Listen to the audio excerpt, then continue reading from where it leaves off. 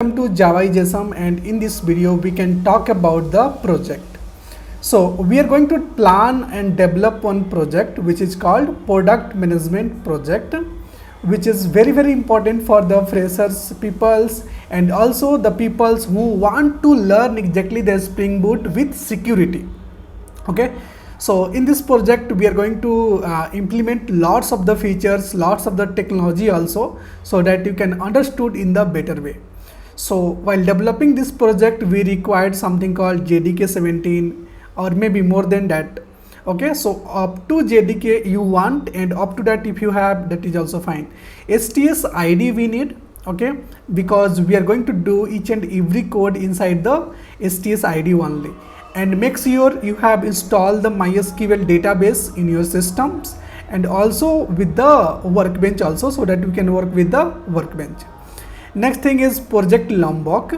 Okay, so project Lombok we need for the setter getters, and I hope JPA and something called Spring Boots you already know, and we are going to implement the Spring Boot security also.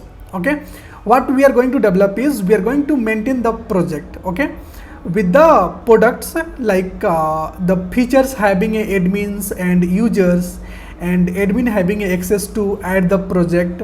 Okay, but user does not have a proper access to add the project. If he try to add it, we can show the exceptions, or maybe we can show one error page, hey, you don't have access to add the project. Okay, next features we are going to implement, like we can show all the list of the products on the page. Okay, so this page for the, even it's a admin can see, or even the user can also see those page.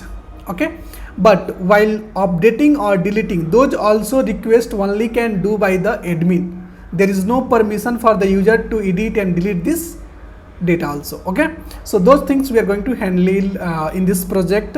Okay, so I hope you can enjoy the Spring Boot security also, and you can understood the code operations of the products.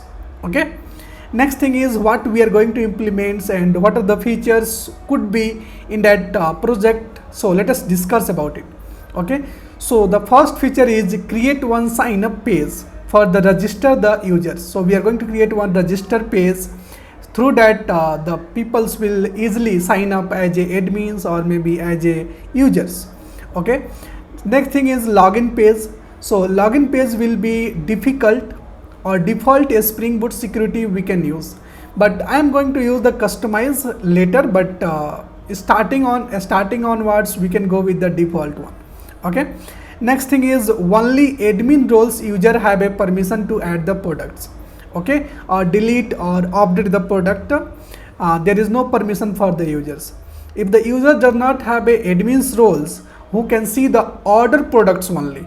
Okay, so if the user does not have admin roles, who can see only the order products, he can't see anything else. Okay, so from that we will order the products after the login. So once you log in, then you can see the products and you can order it also. Okay, we can display the products name and price, drop downs, okay, each and everything on the products, and you can do the work on it. Okay, so this is the basic idea which I have given to you guys, so that you can understood what exactly we are going to do in that project. Okay, so one by one and simple videos I am going to upload, and I will break down this entire features into the simple things, so that you can understood in the better way.